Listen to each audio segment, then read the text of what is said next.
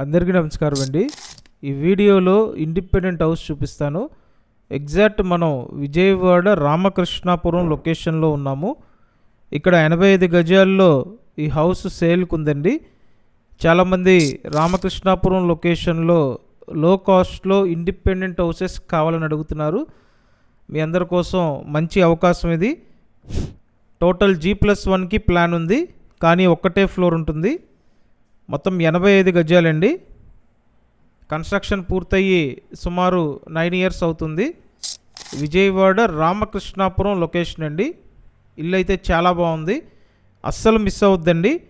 ఈ building cost 45 లక్షలు.